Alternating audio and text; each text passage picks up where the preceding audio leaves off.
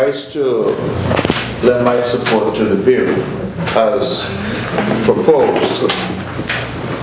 All the reasons that have been so ably articulated by the mover. Madam Deputy Speaker, it is no surprise that the island of Nevis has had since on about 1984 what is colloquially referred to as an offshore sector. And that sector has added tremendous value to the economy on the island of Nevis in the decades since then. Indeed, I can say in this honorable House that the sector, financial services sector, translates into somewhere in the order of $14 million per year in terms of direct government revenue in Nevis. And when one were to look at the multiplier effect, rental of office space, employment in good jobs, high-paying jobs, and the like, it is a very significant sector. The financial services sector is equally important to St. Kitts, so that St. Kitts and Nevis together has quite a robust financial services sector. And whilst these amendments are primarily concerned with what we again colloquially refer to as the offshore sector, the truth is, as you would have heard in the statement by ministers from our Honourable Prime Minister, that the onshore banking sector can and is often affected and infected if something goes wrong in some part of the financial services sector.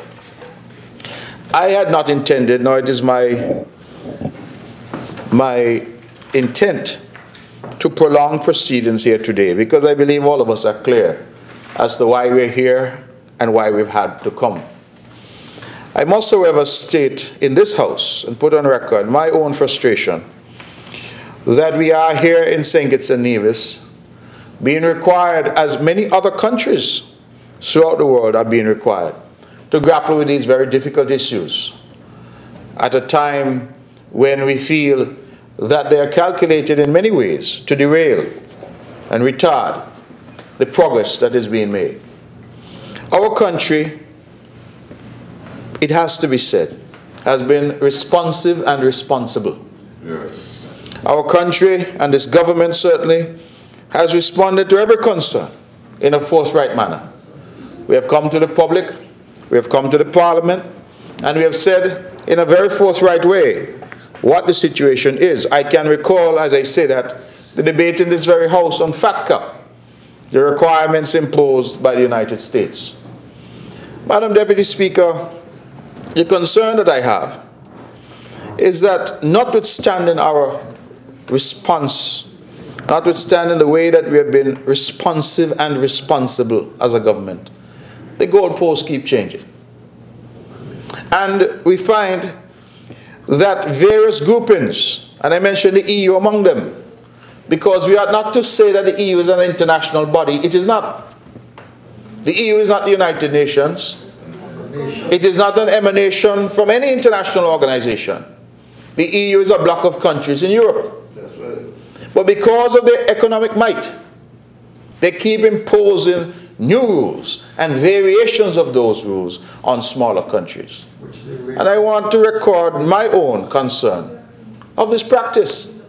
The OECD is an international body, and we have complied with the OECD requirements. They have set up, for example, questions of tax and tax transparency, and you would have heard that we have just gone through an entire exercise where we have been reviewed and we have been found to be largely compliant. And let me go on record to say to the House and to the country that largely compliant is the same finding for large nations and powerful nations such as the United States of America. Doing as well as them. So we're doing as well as them in terms of our compliance on tax matters. So the difficulty that I have, and why I have risen to my feet, is because on the one hand you have international organizations giving the small country of St. Kitts and Nevis a largely compliant rating. Then on the other hand you have blocks of nations forming themselves together and unilaterally imposing new requirements on these small countries. Now I can stay here and I can talk about how unfair it is.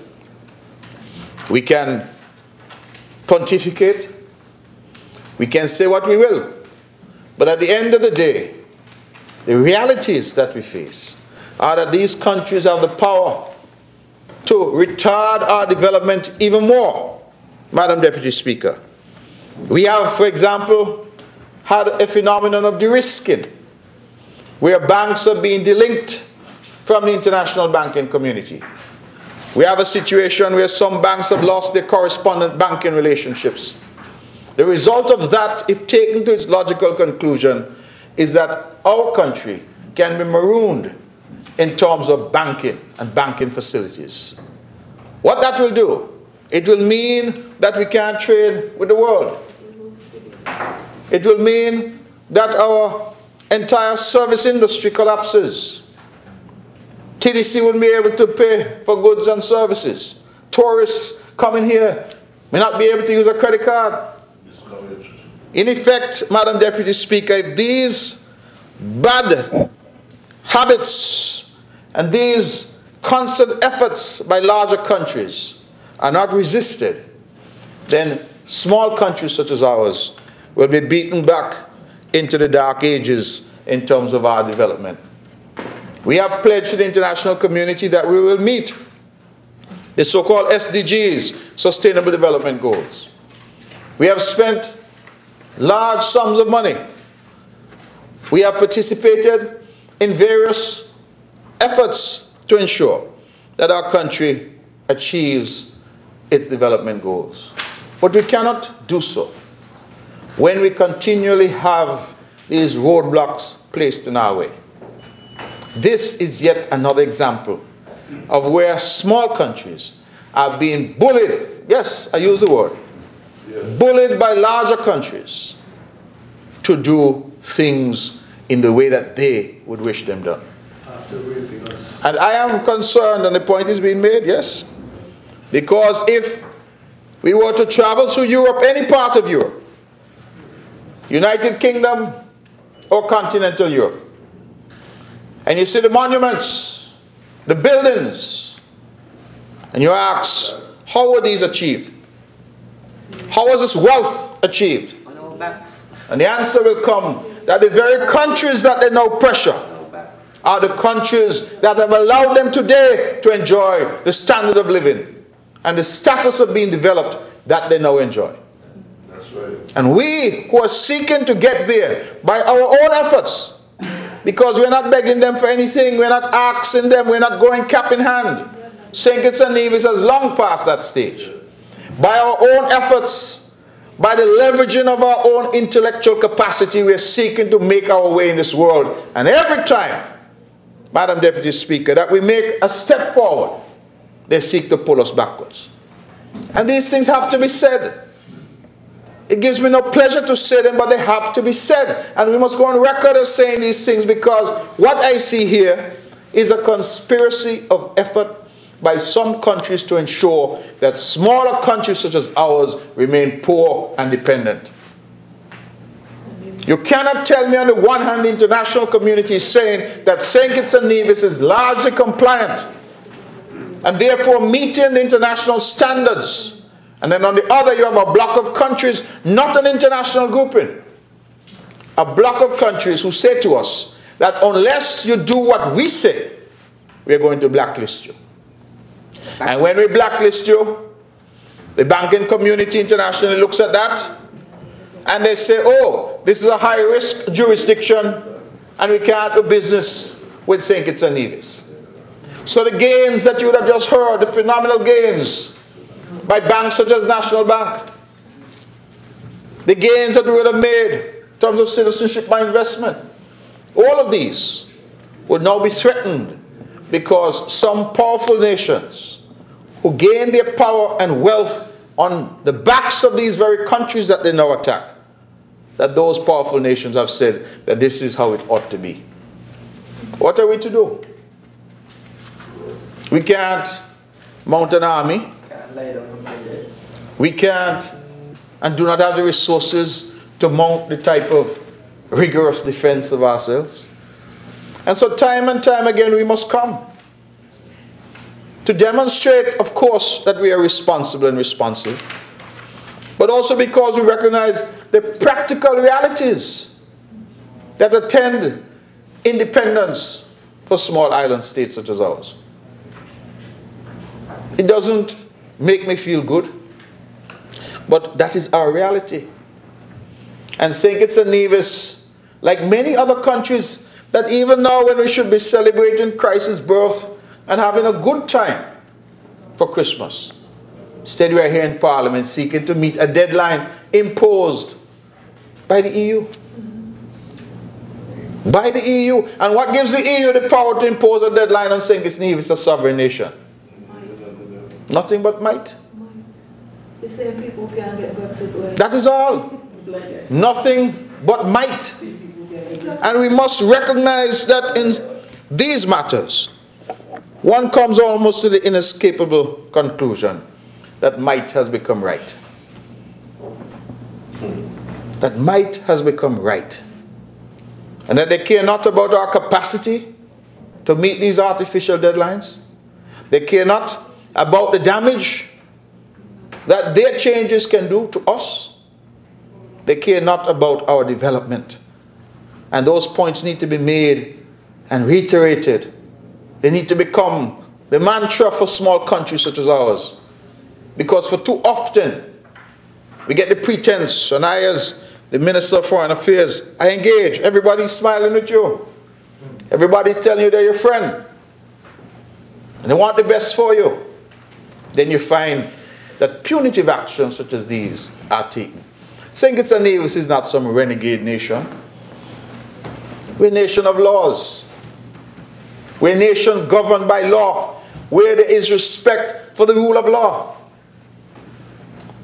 And it bothers me. It hurts me deeply when our country continues to be subjected, Madam Deputy Speaker, to this constant threat that we'll be treated as a rogue nation, when in fact all that we have done and all that we continue to do is to seek to conduct ourselves as a responsible country in the world of nations. I believe that these things must be said. We have come today to amend not only the company's legislation, which we're dealing with at the moment, but a whole host of changes are being made today. And the public is asking why.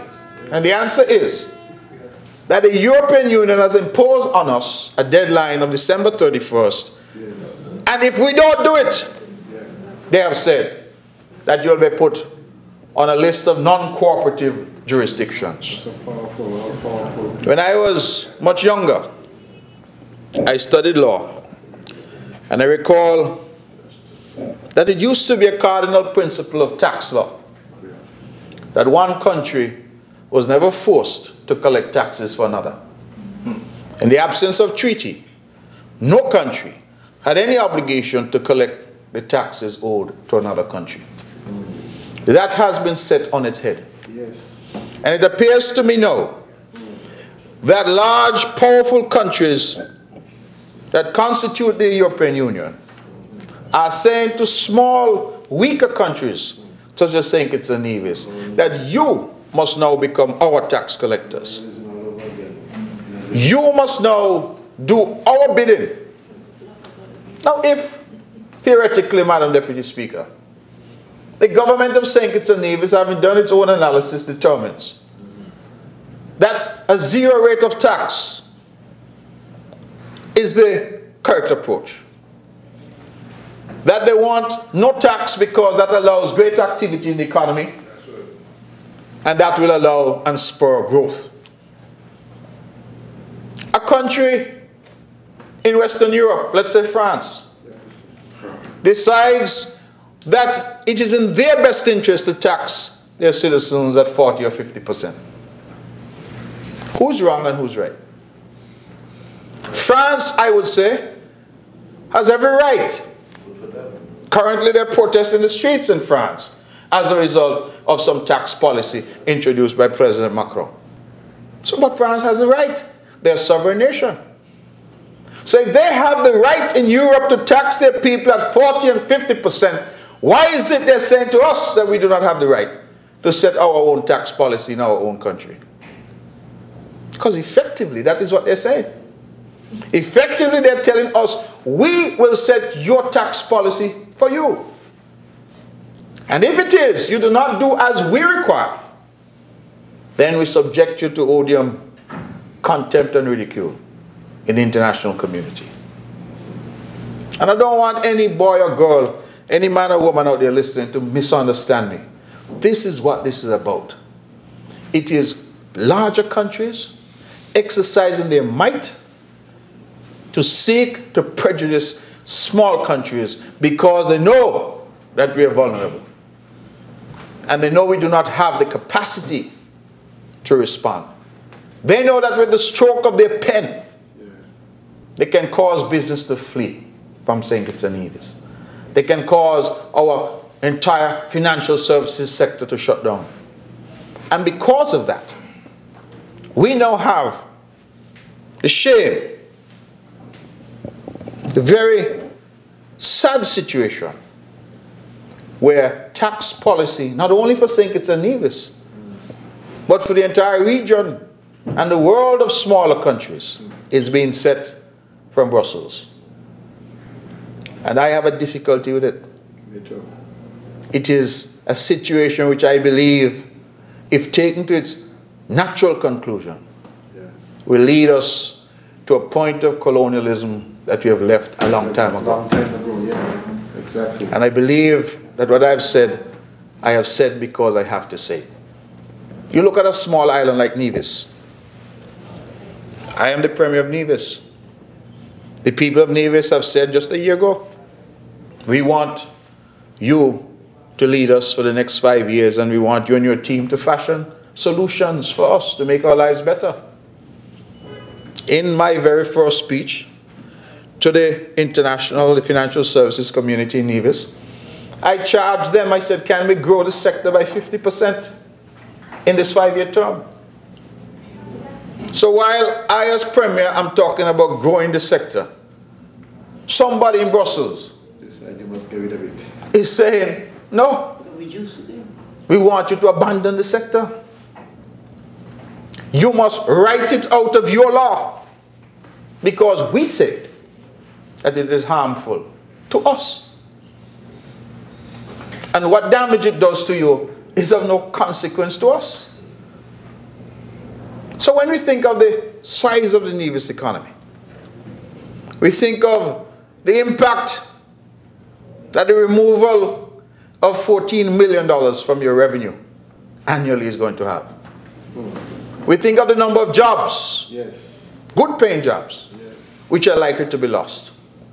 We think of the number of office spaces where local people have invested in buildings in Charlestown to rent that are likely to now go empty. We look at the knock-on effect throughout the economy.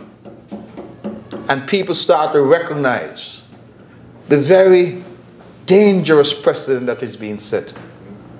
When our right as a sovereign nation to set our field according to how we see it, to advance our country, we are being told by places in distant, people in distant lands, that somehow that is not the way that we ought to go.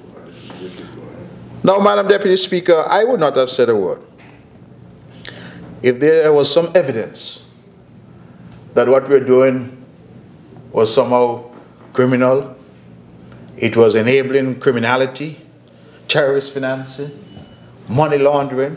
But they can't say that of us. We have been responsible. And our legislation is up to date. It is current, and it is on par with anything, anywhere, globally. That is why when we are reviewed by our peers and by international organizations, we are continuously found to be in good standing. In good standing. But here, Madam Deputy Speaker, I feel that this is a different agenda. I listened to a speech from a former Minister of Finance, from Bermuda. And of course, Bermuda is now under the same threat. Cayman is under the threat. Bahamas, Barbados, all of us. And the chap said from Bermuda that he has watched this effort from the EU now for over 20 years. And that he's persuaded that the effort of the EU is to destroy the financial services sector in these countries. And let us consider that against the backdrop, Madam Deputy Speaker, that the same EU, as part of the international community, is saying to St. Kitts and Nevis, you can no longer access aid. You can no longer come and say you want concessionary financing. If you need to build a bridge or a road, or for that matter, if you need to rebuild after Hurricanes Irma and Maria. Because they say we have graduated. Well, how have we graduated? We have graduated because of the very things that we have used our intellectual capacity to create. CBI, financial services. It is these things that have allowed us to move our people upwards. Yeah. So on the one hand they say, you have moved too far, so we will cut you off from any concessionary lending or anything of that kind. Back in your place. And on the other hand, they say the very tools that you have used to move your country forward, we will take those tools away from you. So what then? What then are we to do? I am persuaded that it is the effort of some to ensure that we, the people of the Caribbean, remain mendicants. That their effort is that we must come cap in hand, braving the winters of Europe to come and beg for our survival. And I may not have nothing else or anything else. Let me use proper English. I may not have anything else but my voice to raise. But I believe I owe it to those who sent me to this parliament to raise my voice. It is unconscionable behavior on the part of those who are rich and powerful against those of us who are poor and vulnerable. And I say that because it really has given me a heavy heart to come here today to support this effort. Support it we must, because the risks of not doing so have been made very clear to us. Madam Deputy Speaker, the country must understand that the way the world is now set up, it is hostile to those that are small and vulnerable.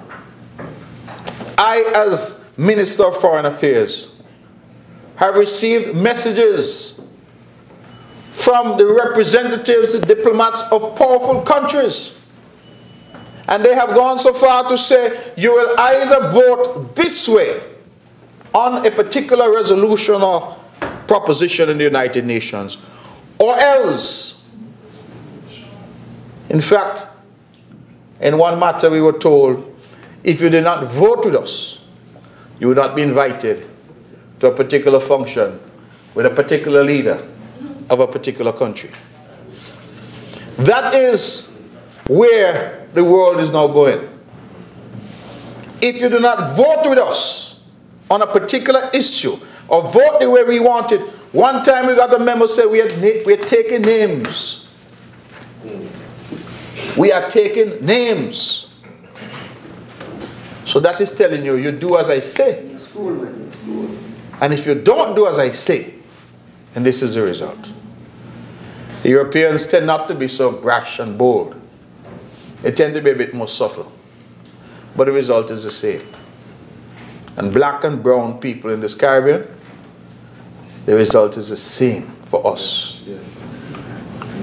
And I am concerned because when they come and their lips are dripping with smiles and platitudes, tell you how much they love us. But you look at the policies that they espouse, and you realize that the policies are designed to keep us poor and vulnerable. And so I have come to support that which I must, but to do so in protest, because I recognize where this is headed, for not just St. Kitts and Nevis, let me emphasize, but for our entire region.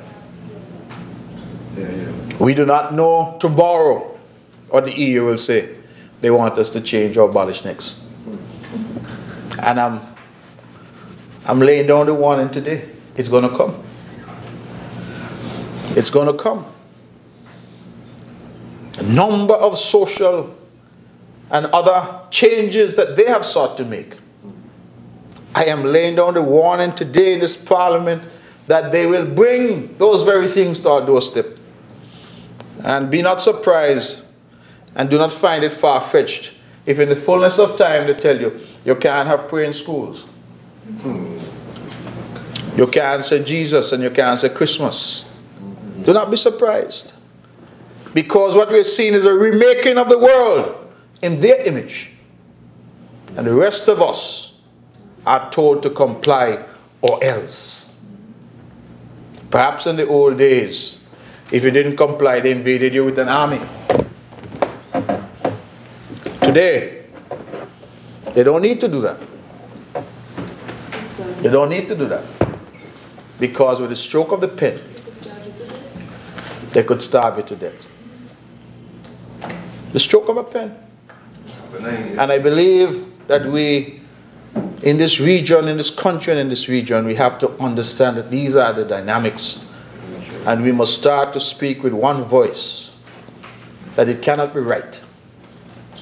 That might is being used to take advantage of the poor and the vulnerable.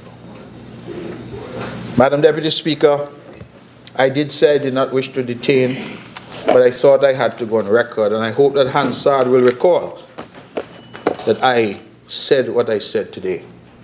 And I hope that my prediction in relation to where we're headed, I'm no soothsayer, so I hope that I'm wrong.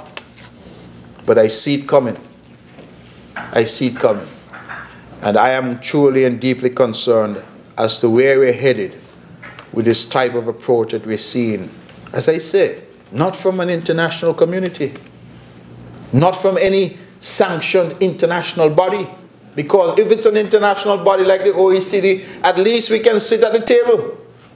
We can have membership. The EU is not open to us.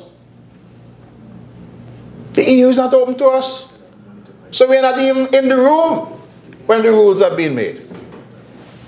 They sit down, they come up with their rules, and they dictate to us what we must do. And you know the thing that bothers me, Madam Deputy Speaker? Sometimes they're so ill-informed. I recall some years ago, Nevis was blacklisted, and the Honourable Member for number 10 was then Premier of Nevis and Minister of Finance. And I was a young boy working as a lawyer. And he said to me, could I be a part of a group? And I traveled to Florida, and we met with some EU construct. And as a young fella there, as young as I was, he was younger than me, he had some little pimples and thing in his face. Still, as we would say, what? Getting milk from his mother. Still have mother features. Still have his mother features. He was there, I remember, from the Netherlands. And when the young man started to talk, and he had a pompous air about him, he started and saying, how could Nevis justify having 30,000 offshore banks? That was his opening salvo. And I said, 30,000 offshore banks? Nevis has one offshore bank, the Bank of Nevis International. It has only ever had one since 1996 when the legislation was passed. And he was adamant that this little island had over 30,000 offshore banks. And no matter what I said, he had his paper in front of him.